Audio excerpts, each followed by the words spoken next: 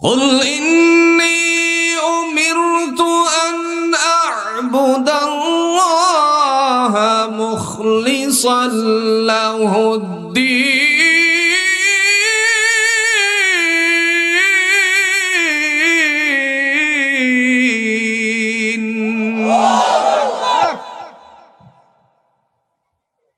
আল্লাহ বলেন কুল, হে নবী আপনি বলুন। রব্বে কারীম তার রাসূলকে ডাক দিয়েছেন। আল্লাহ পাক রব্বুল আলামিন তার নবীকে ডাক দিয়া বলেন কুল, ও গো আমার হাবিব আপনি বলুন, ইন্নী উমিরতু আন আ'বুদাল্লাহ মুখলিসান লাহুদ্দিন, আমি আদেশিত হয়েছি কেবলমাত্র এক আল্লাহর গোলামি করার জন্য। সুবহানাল্লাহ। বলেন কার গোলামি? আল্লাহ কয়, একটু জোরে কর না। লা তুশরিক বিল্লাহ, যার সাথে কোনো অংশীদারিত্ব চলবে না, যার সাথে কোনো শরীক চলবে না। পৃথিবীতে ইবাদত করতে হবে আল্লাহর। রব্বে কারীম ডাক দিয়ে বলেন, বান্দারে যখন তুমি সিজদা করবা তখন মনে করবা আমি আল্লাহ তোমার সামনে উপস্থিত আছি। ইমাম সাহেব, মুক্তাদি সাহেব মসজিদের মধ্যে যখন আল্লাহর বান্দা তাকবীরে তাহরিমা বাঁধে, আল্লাহু আকবার বলে, যখন আল্লাহর তিনি যে বড় এই কথা বলে যখন হাতটুকু বাঁধে, পৃথিবীর জমিনের সব কিছু তার অন্তর থেকে ধূলিসাৎ করে দেওয়া, জোরে বলেন দরকার আছে না নাই? দুর্ভাগ্য হলেও সত্য হলো এটা যে আমরা নামাজে গেলেই সারাদিনের সব ব্যস্ততা গিয়ে হাজির হয়। কথা কন? কার কাছে ব্যবসা করতে গিয়ে বাকি আছে এটাও নামাজের ভিতরে গেলেই মনে পড়ে। আল্লাহ পাক বলছেন সালাত আদায় করবা এইভাবে করবা। قد أفلح المؤمنون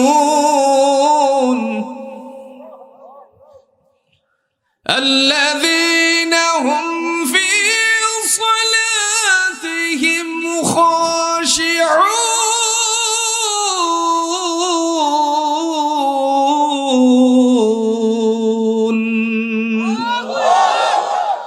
সূরাটার নাম হলো সূরাতুল মুমিনুন, মুমিনের গুণাবলী যার মধ্যে আল্লাহ নিহিত করেছেন, লিপিবদ্ধ করেছেন।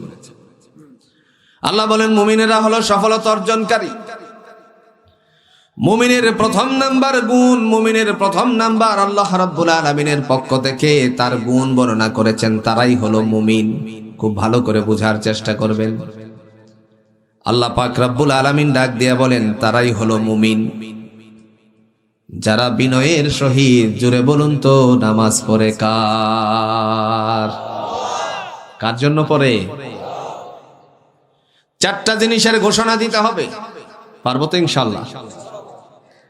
আল্লাহ বলেন ইন্না সালাতি ওয়া নুসুকি ওয়া মাহইয়ায়া ওয়া মামাতি লিল্লাহি রাব্বিল আলামিন। ঘোষণা হবে কয়টা? জোরে কোন কয়টা? আল্লাহ বলেন ইন্না সালাতি, আমার নামাজ। আমরা বলবো কারে? জোরে কোন কাকে? আল্লাহকে। ইন্না সালাতি, আমার নামাজ, ওয়া নুসুকি, আমার কুরবানি, ওয়া মাহইয়ায়া, আমার জীবন, ওয়া মামাতি, আমার মরণ, লিল্লাহি রাব্বিল আলামিন, একমাত্র পরাক্রমশালী আল্লাহর জন্য। সুবহানাল্লাহ বলেন। এই কথা যদি কেউ ধারণা করেন আমার নামাজটুকু হলো আল্লাহর জন্য, এই কথা যদি কেউ মনে স্থিরতা অর্জন করে, আমার কোরবানি হলো আল্লাহর জন্য, নামাজ আল্লাহর জন্য, সেই মানুষ নামাজে গেলে পরে জমিনের মধ্যে কি কাজ করেছিল এটা মনে পড়ার কথা না, ঠিক কিনা বলেন? তখনও তুমি নামাজের মাধ্যমে ধৈর্য ধারণ করবা। জোরে বলুন হুকুমটা কার? ওয়াস্তাঈনু বিস-সাবরি ওয়াস-সালাহ ইন্নাল্লাহ الصابرين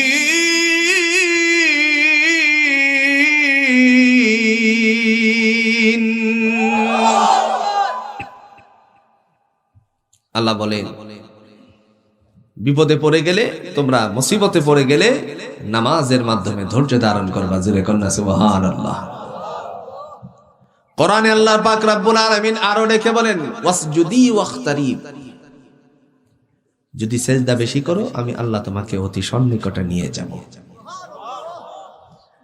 ও আমার ভাইরা, পৃথিবীতে বন্ধু বন্ধুর জন্য পাগল পাড়া, বন্ধু যদি বন্ধুর জন্য পাগল হতে পারে, আল্লাহ বলেন যারা আমাকে সেজদা করে আমি আল্লাহ তাদের জন্য পাগল হয়ে যাই। সুবহানাল্লাহ। কিসের মাধ্যমে? আর একটু জোরে, কিসের দ্বারা? একটু যত্ন সহকারে।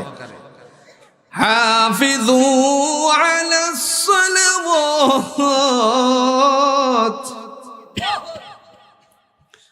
হাফিজু আলাস সালাওয়াত ওয়াস সালাতিল বুসতা ওয়া কুমু লিল্লাহি কানিতিন।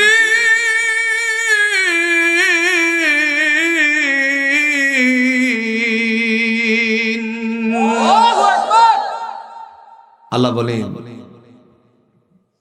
তোমরা সালাতের জন্য যত্নবান সহকারে আদায় করবা, সালাতের প্রতি যত্নবান হবা। হাফিজু আলাস সালাওয়াত, হেফাজত করবা নামাজগুলোকে। কিন্তু এর মধ্যে আবার ওয়াসসালাতুল বুসতা বলে বলছেন মধ্যবর্তী নামাজকে তোমরা হেফাজত করবা। জোরে কন্যা সুবহানাল্লাহ। এটা হলো আসরের নামাজ। কিসের নামাজ? আরো জোরে বলেন কিসের নামাজ? এখন আল্লাহ যেহেতু বলছেন মধ্যবর্তী নামাজ আসরের নামাজকে হেফাজত করার কথা, বাকি 4 ওয়াক্ত নাই, আসর করলেই চলবো নাকি? কথা কোন? রাসূল আরবি সাল্লাল্লাহু আলাইহি সাল্লাম বলছেন বুনিয়াল ইসলাম আলা খামস, শাহাদাতি আল্লা ইলাহা ইল্লাল্লাহ ওয়া আন্না মুহাম্মাদান আবদুহু ওয়া রাসূলুহু ওয়া ইকামিস সালাতি ওয়া ইতাইজ যাকাতি ওয়াল হজ্জি ওয়াস সাওমি রমাদান। পড়তেছেন তখন সাথে সাথে জোরে বলুন তো কোরআনের হেদায়েত দান করেন কে? কোরআনের দ্বারা হেদায়েত দেন কে? আল্লাহ পাক। আল্লাহ কোরআন দিয়ে বলেছেন وَإِذَا قُرِئَ الْقُرْآنُ فَاسْتَمِعُوا لَهُ وَأَنصِتُوا لَعَلَّكُمْ تُرْحَمُونَ।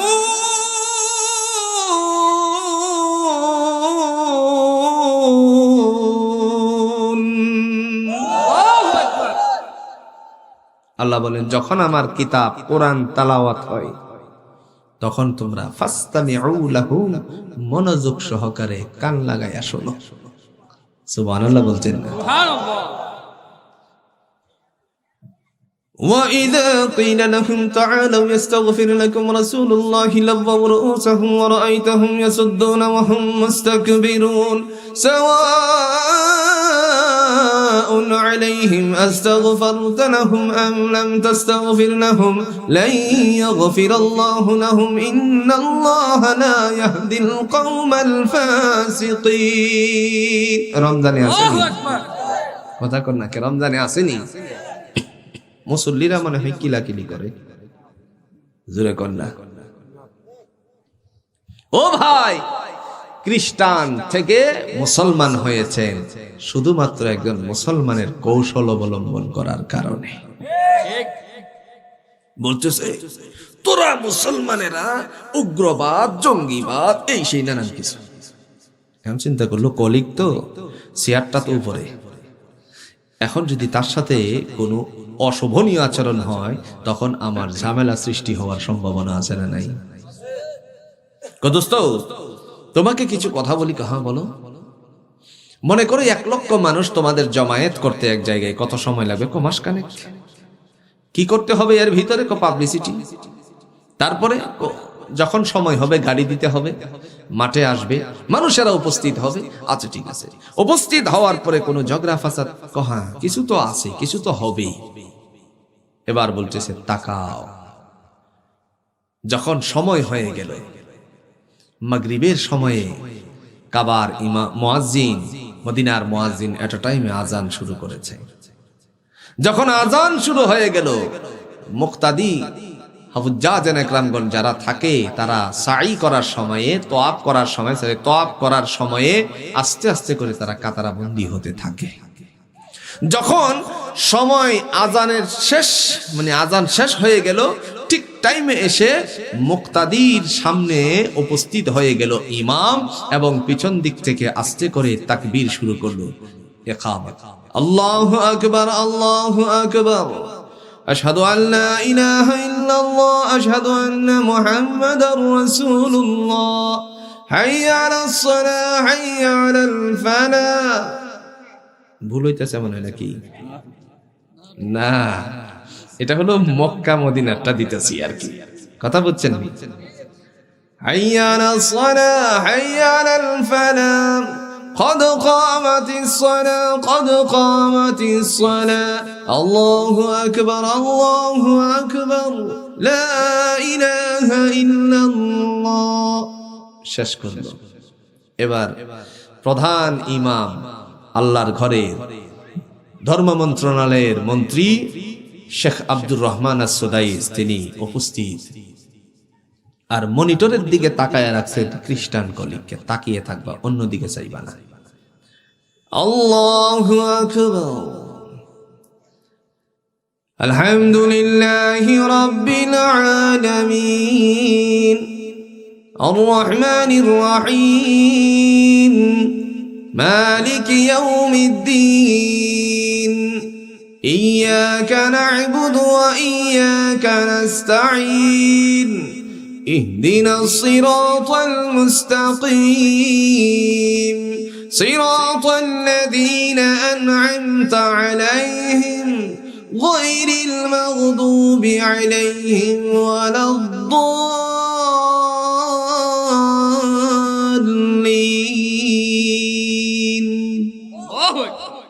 পিছন দিক থেকে একটা ডাক ওঠে, আমিন। আসেনি? কথা কন নাকি? আসেনি? খ্রিস্টান কলিকের চোখের কটায় পানি।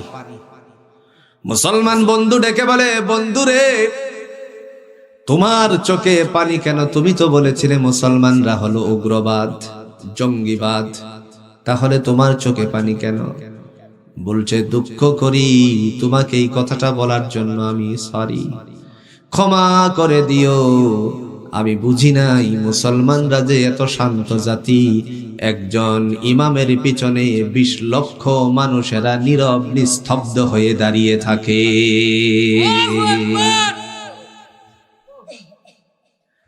আপনাদের মসজিদে মনে করেন 200 মানুষ, ইমাম সাহেব জুমার নামাজের মধ্যে যখন খুতবা শেষ করে, খুতবা শেষ করার পরে আল্লাহ পাক রব্বুল আলামিনের বান্দা যখন সুন্দর করে তেলাওয়াত করে, এবার বলুন তো পিছন দিক থেকে মুসল্লিরা কি মারামারি করে নাকি? এটাই বাস্তবতার প্রমাণ দিলেন। ও মুসলমান, আল্লাহ পাক রব্বুল আলামিন ডাক দিয়ে বলছেন, বান্দারে তোমরা যখন সালাত আদায় করো আমি আল্লাহর মেহমান হয়ে যাও। লা ইলাহা ইল্লাল্লাহ,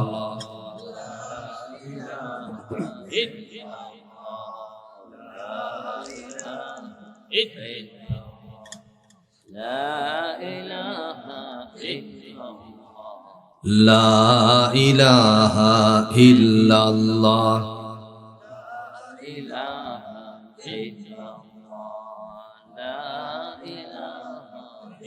তোমার নামে গান গাহিলে কণ্ঠে আশিস। এজন্য আসুন আমরা যেন আল্লাহর জন্য কাজ করতে পারি, আল্লাহ যেন আমাদের সবাইকে দ্বীনের জন্য কবুল আর মঞ্জুর করেন। সকলে বলুন আমিন। আরেকটু জোরে কন্যা আমিন। যে কথা বলছিলাম, বিতিরাজের কন্যা সন্তান ডাক দিয়ে বলতেছে, আমারে আপনি মুসলমান বানিয়ে দেন। 360-এর সাথে কয়জন? জোরে হলো কয়জন? আরো জোরে কয়জন? একজন। এর আগে আরো দুইজন জড়ো হয়েছিল, একজনের নাম ছিল কালা পাহাড়, আর একজন হলো জুকিপাল, কেউ বলেছেন জয়পাল। নামটা কি দেখছেন? কালা, আরো জোরে কন্যা কালা। আপনারা মনে মনে চিন্তা করতে পারেন এই কালা পাহাড় কি নাম হইতারে? আপনাদের অঞ্চলে যদি এই বাজিতপুর ভাগলপুরে তালাশ করি, শুক্রবারে হইছে নাম রাখছে শুক্রানি কন্যাকে, মেসির মা, সিনির মা, এরকম নাম ছিল কি ছিল না? মুরব্বীরা বলেন ছিল কি ছিল না? মেসির মা যদি হইতে পারে, সিনির মা যদি হইতে রে, কালা পাহাড় হইলে দুষ্টা কোন জায়গায়?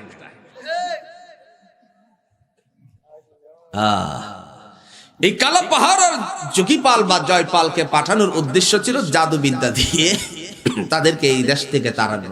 কিন্তু ওরাও কোরআনের আয়াত শোনার পরে, আল্লাহর কিতাব শোনার পরে তারাও নীরব নিস্তব্ধ হয়ে মুসলমান হয়ে গেছে। যখন কালা পাহাড় আর জকিপাল গিয়ে দেখলো আল্লাহর বান্দা কোরআন পড়তেছে, যখন এই কোরআন পড়া দেখলো আর শুনলো আল্লাহর কিতাব, যার মধ্যে কোনো ত্রুটি বিচ্যুতি, আরো জোরে কন্যা ত্রুটি বিচ্যুতি নাই, তখন সেও মুসলমান হয়ে গেল। মুসলমান হয়ে যাওয়ার কারণে এখন আরো তিনজন যুক্ত হলো। এই তিনজনের কারণে তারা চিন্তা করলো সর্বনাশ কি না জানি হয়ে যা। এই যে বাইরে আমার গোটা পৃথিবী জুড়ে আজকে কালিমার ছায়াতলে মানুষ আসার জন্য, মুসলমান হওয়ার জন্য, কোরআনের পথে আসার জন্য উদ্বুদ্ধ হচ্ছে। গতকালকে আমার কাছে একটি জরিপ পেয়েছি, যে আমি জরিপটা গোটা পৃথিবী জুড়ে প্রত্যেক দিন 6,500 মতন প্রতিদিন তারা কালিমা পড়ে মুসলমান হচ্ছে। একদিন মুসলমানদের পদতলে আল্লাহ তাআলা গোটা পৃথিবীকে দিবেন, আর সেদিন হবে কোরআনের জন্য, ইসলামের জন্য। প্রত্যেক মানুষ আমরা জান্নাতে যেতে চাই, এটাই হলো আল্লাহর চিন্তা চেতনা বানিয়েছেন। এই চিন্তা চেতনা নিয়ে কথা বলেন ঠিক কিনা? এই চিন্তাকে বাস্তবায়ন করতে হলে প্রথম নাম্বার আদায় করতে হবে। বিশ্বনবী মুহাম্মদ সাল্লাল্লাহু আলাইহি সাল্লাম বলেন, সেই কাজটা হবে তোমার নামাজ। রাসূল বলেন, যদি তুমি নামাজ আদায় করো তাহলে তোমার অবস্থাটা কি হবে শুনে রাখো। আরাআইতুম লাউ আন্না নাহারান ফি বাবি আহাদিকুম হাত্তা ইয়াগতাসিলু ফীহি কুল্লা ইয়াউমিন 5 মাররা। নবীজি সাহাবায়ে ইকরামদেরকে নিয়ে যখন আলোচনা করলেন, ও আমার সাহাবীরা বলো রে, তোমাদের বাড়ির সামনে কাহারো যদি একটা নহর থাকে, পুকুর থাকে, কিংবা খাল থাকে, একটা নদী আছে অথবা একটা পুকুর আছে অথবা একটা খাল আছে, দৈনিক 5 বার এই খালটাকে পাড়ি দিয়ে তারপরে বাড়িতে যেতে হয়। হাল বাকিয়া মিন দারানিহি শাইউন, তোমাদের গায়ে কি কোনো ময়লা থাকতে পারে নাকি? সাহাবায়ে ইকরামগণ এক বাক্যে সবাই ঘোষণা দিয়ে বলল, ক্বালু লা ইয়াবকা মিন দারানিহি শাইউন, নবী গো, কাহারো গায়ে বিন্দু পরিমাণ ময়লা থাকতে পারে না। আল্লাহর নবী সাথে সাথে বললেন, মিসলু সালাতিল খামস, 5 ওয়াক্ত নামাজের দৃষ্টান্ত হলো এরকম। ইয়ামহুল্লাহু বিহিন্নাল খাতায়া, যদি কোনো মানুষ 5 ওয়াক্ত নামাজ যথাযথভাবে আদায় করে, আল্লাহ তাআলা তার সমস্ত গুনাহগুলো মাফ করে দিবেন, তার সব ত্রুটি বিচ্যুতি শরীর থেকে ঝরায় দিবেন। মুসলিম শরীফের হাদিস, রাসূল আরবি সাল্লাল্লাহু আলাইহি সাল্লাম বলেন, উযু করার সময়ে বান্দার উযু করার কারণে উযুর শেষ ফোঁটাটার সাথে সাথে দয়াময় আল্লাহ হাতের গুনাহ তার জমিনের মধ্যে ঝরাইয়া দে। হাত ধইলো, হাতের গুনাহ ঝরে গেল, মুখ ধইলো, উযুর শেষ ফোঁটার সাথে সাথে তার গুনাহগুলো, সগীরা গুনাহগুলো আল্লাহ মাফ করে দেন। এজন্য ভাইয়েরা আমার, এই নামাজ পড়া দরকার আছে না নাই? জোরে এখন না আছে না নাই?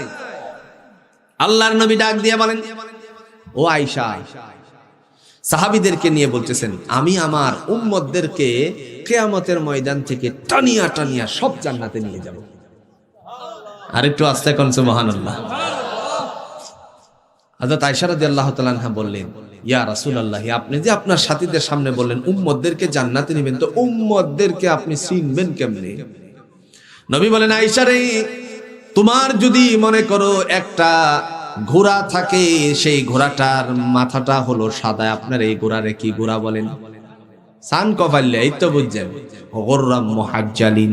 যদি কাহারও সাদা কপালওয়ালা একটা ঘোড়া থাকে, 1000 ঘোড়ার ভিতরে যদি ছেড়ে দেয়, তখন তার এই ঘোড়াটারে চিনতে কোনো ভুল হবে নাকি? হযরত আয়েশা রাদিয়াল্লাহু তাআলা আনহা বললেন, ইয়া রাসূলুল্লাহ, কোনো ভুল হবে না। নবীজি সাল্লাল্লাহু আলাইহি সাল্লাম ডেকে বলেন, আয়েশা রে শুনো, দুনিয়ার জমিনে তোমার এই ঘোড়াটাকে চিনতে যদি ভুল না হয়, আমার উম্মত ফজরের সালাত আদায় করার জন্য শীতের কনকনে রাতে আরামের বিছানাটারে লাথি মেরে দূরে সরিয়ে দিয়ে, কম্বল লেপটাকে দূরে সরিয়ে দিয়েছিল, আর তারা ঠান্ডা পানি দিয়ে উযু করেছিল। এই ঠান্ডা পানির উযুর কারণে আমি আল্লাহ পাক রব্বুল আলামিনের দরবার থেকে তাদেরকে চিনে নিব। তাদের হাত এবং চেহারা থেকে নূরে ঝলমল করতে থাকবে, হেদায়েতের আলো ঝলমল করবে। আমি আল্লাহর কাছ থেকে বুঝে নিব এরাই হলো আমার উম্মত, এরাই আমার উম্মত, যাদের হাত এবং কপালের মধ্যে নূরে ঝলমল করবে। তাদেরকে টেনে টেনে জান্নাতে নিয়ে যাব উযু করার কারণে। এজন্য ভাইয়েরা আমার, আমাদেরকে আল্লাহর বিধান বাস্তবায়ন করা দরকার আছে না নাই? আল্লাহ পাক রব্বুল আলামিন কোরআনুল হাকিমের সূরাতুল, কোন সূরা বলছিলাম? জুমার। কোন সূরা বলছিলাম? আরো জোরে বলেন, কোন সূরা? আল্লাহ পাক রব্বুল আলামিন ডেকে বলেন, কুল ইন্নী উমিরতু আন আ'বুদাল্লাহা মুখলিসাল লাহুদ্দিন। নবী গো, আপনি মানুষকে বলুন, আমি পৃথিবীতে আদিষ্ঠিত হয়েছি। রাসূল বলতেছেন, আমি পৃথিবীতে আদিষ্ঠিত হয়েছি একমাত্র আল্লাহর গোলামি করার জন্য।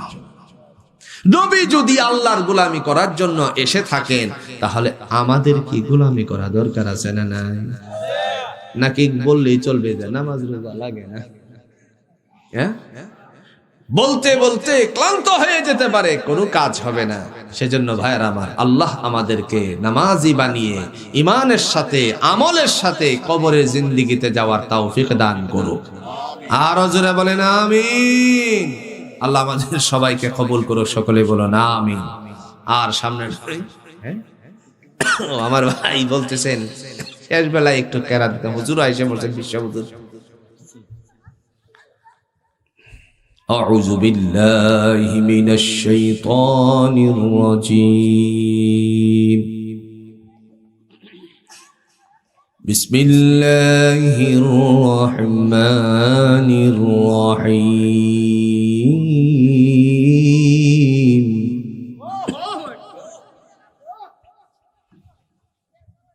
وَإِذَا قِيلَ لَهُمْ تَعَالَوْا يَسْتَغْفِرْ لَكُمْ رَسُولُ اللَّهِ لَوَّوْا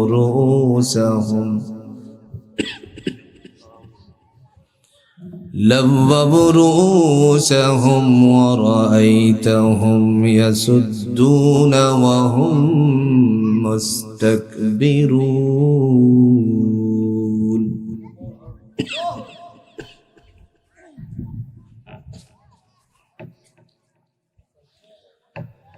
سواء عليهم أستغفرت لهم أم لم تستغفر لهم لن يغفر الله لهم إن الله لا يهدي القوم الفاسقين.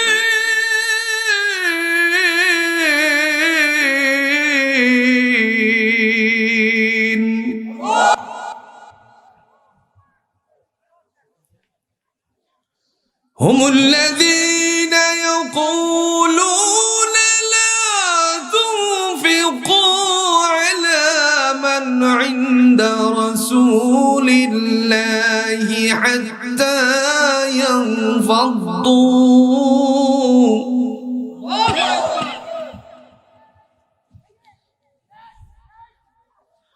ولله خزائن السماوات والأرض ولكن المنافقين لا يفقهون.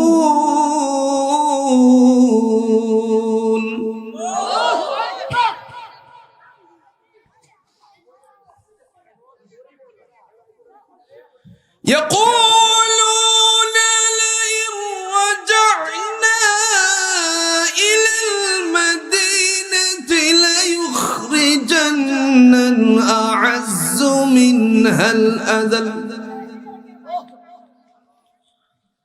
ولله العزة ولرسوله وللمؤمنين ولكن المنافقين لا يعلمون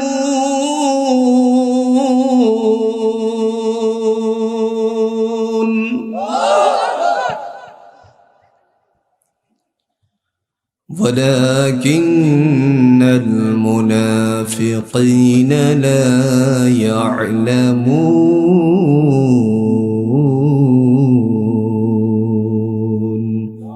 صدق الله العظيم. السلام